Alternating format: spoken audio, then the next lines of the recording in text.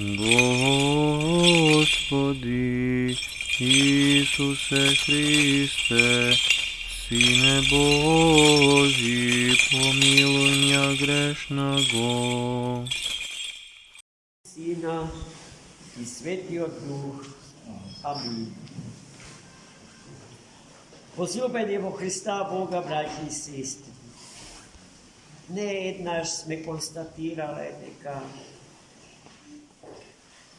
секој збор запишан во книгата на сите книги со право може да се доживее, а и да се спореди со една капка од вечноста. А сите зборови, вели Ава Јустин Челиски, запишани во Светата книга, можат да се доживеат и да се споредат со еден безобален океан на вечност, се разлика. И сето тоа е така, бидејќи нашиот ум не може да постави толку прашања колку што има одговори во Светото Писмо. Нема прашање на кое што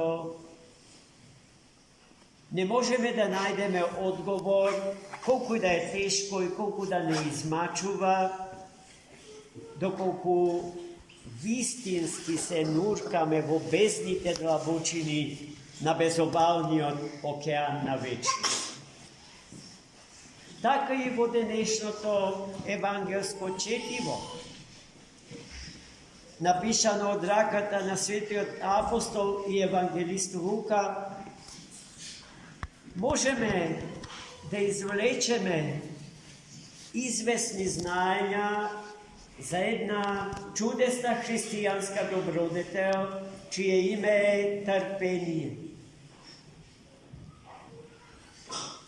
Двата примери за кои што светиот апостол евангелист Лука ни зборува во денешната евангелска перикопа се однесуваат токму на таа христијанска добродетел. Првиот пример е, сетете се, со крвоточивата жена, која што цели 12 години била боледувала од таа болест, сиот имот го раздала по лекарите за кои што се сметало дека го има тоа знаење и таа способност да ја излечат, но ништо од тоа не се случи. И потоа таа дошла пред Христос, откако слушнала за неговата богочовечка личност. Се разбира, таа тогаш во тој момент не го знаела и не го имала знаењето за него, за Христос, што ние денеска го имаме. Но го предвкусила, го антиципирала, го предвкусила тоа знаење. И во една вообичаена атмосфера, својствена за Христос, кога се движи низ градови и села по отворени простори, плови по езерото Галилејско или се движи околу него, тој секогаш окружен од многу илјаден народ, браќи и сестри. Не еден, не двајца, неброени луѓе, старци, жени, мажи, силни јунаци и мајки и дечиња, во неброен број, bile во негова најголема близина. Така и овој пат, кога жената која што 12 години боредувала од таа тешка и неизлечлива болест, очигледно се нашла во такво едно окружување од многу илјаден народ.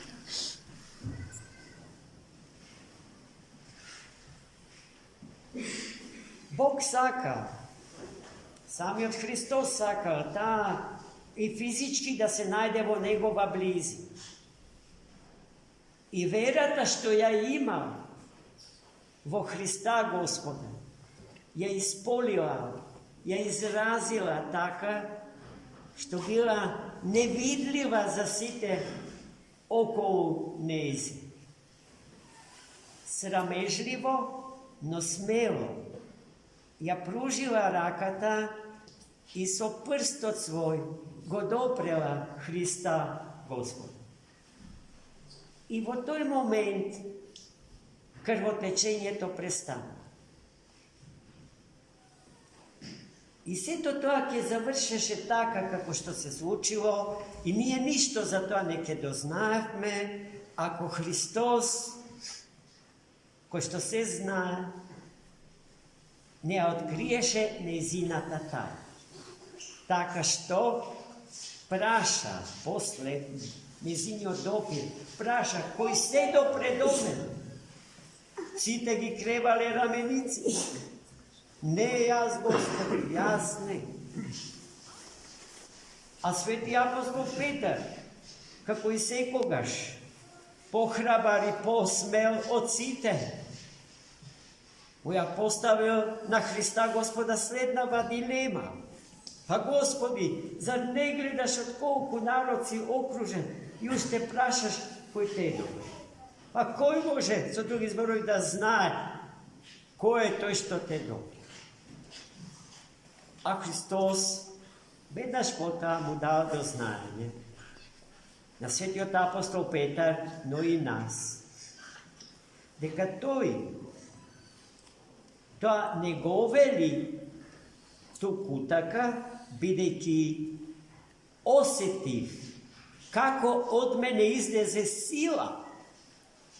И тој диалог меѓу Христос и светиот апостол Петар се случувал во непосредна близина на исцелената жена.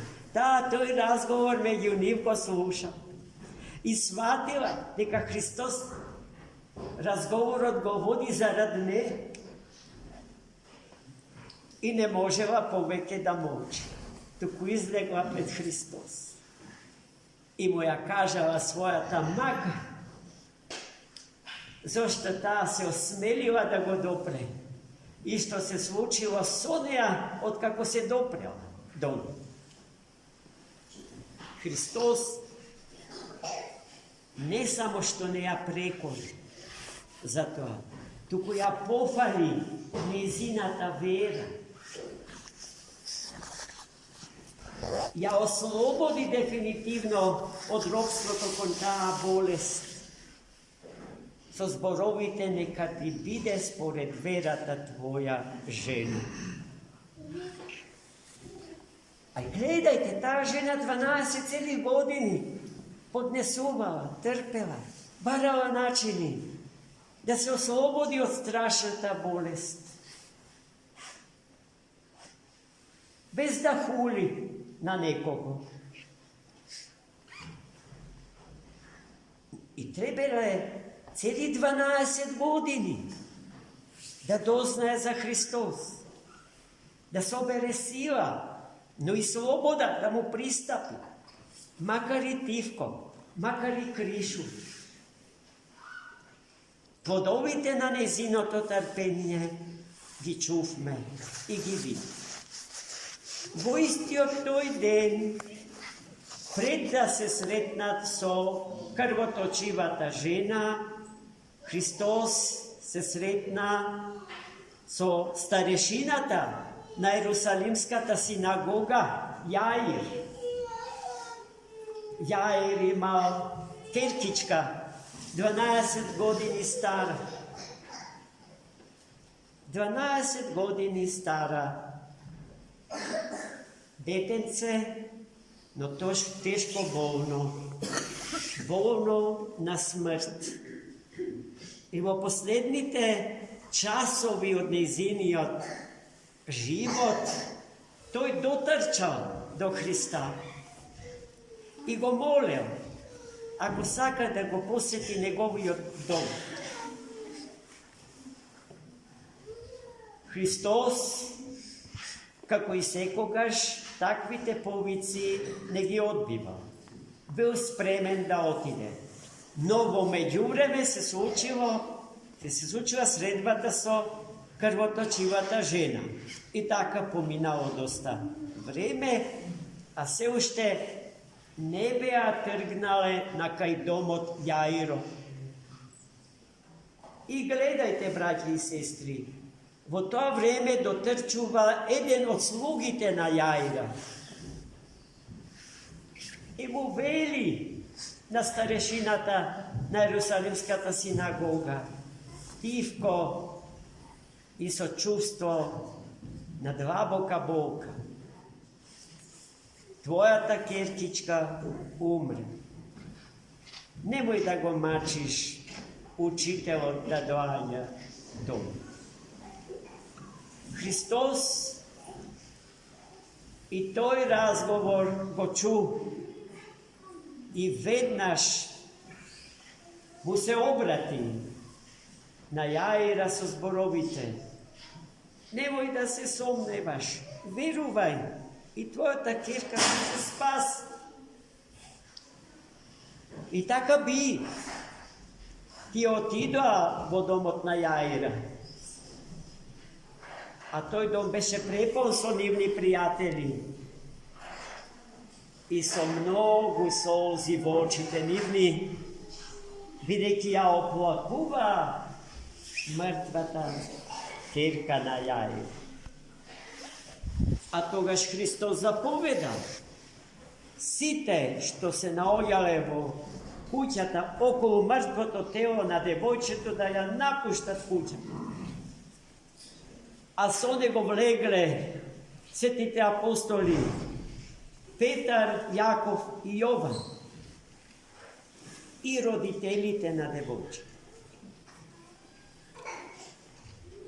Но првите зборови што Христос им ги кажа на сите за да ги утеши биле: не плачете, бидејќи девојката спие. И се чул тој тивок кикот и подсмех. Што зборува овој? Па сите знаеме дека е мртва. Не обзирајќи се на тоа, Христос и пристапи. Ја фати за рака и заповеда: девојко, стани. И таа го послуша Господарот на животот. Стана, седна на креветот, а Христос им заповеда да ја донесат храна, бидејќи беше прегладна.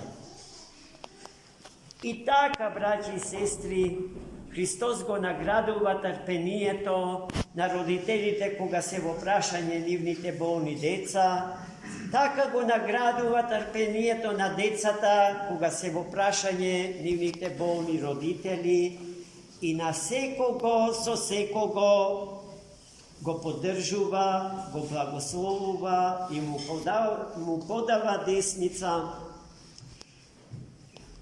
под услов слободно, безсомнежно да му пристапиме и да го побараме тоа без што не можеме.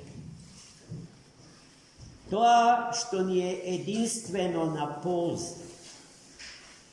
Свети апостол Павле на едно место вели: се може, но не ни е се од полза.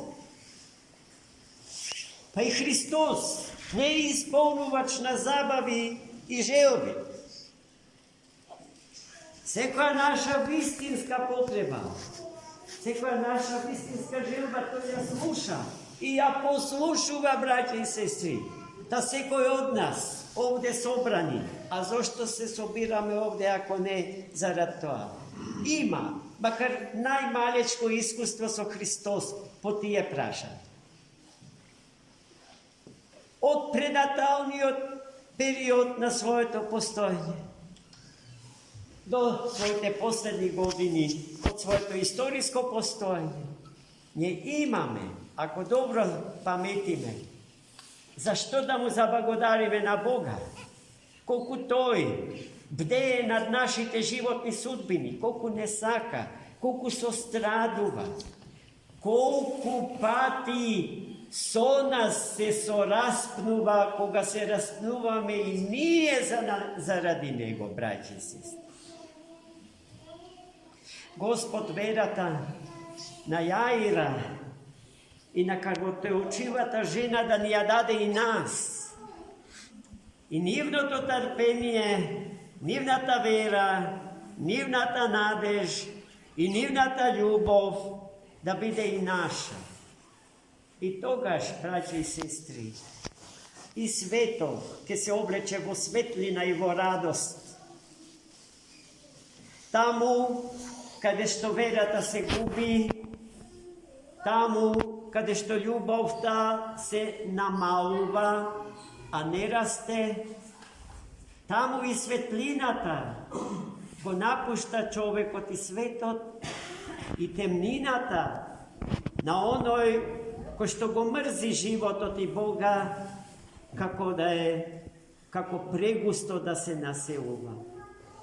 Господ по нашите свети соборни молитви да го спаси сиот свет и целото човештво и нас овде собраните. Амин. За многу брзо.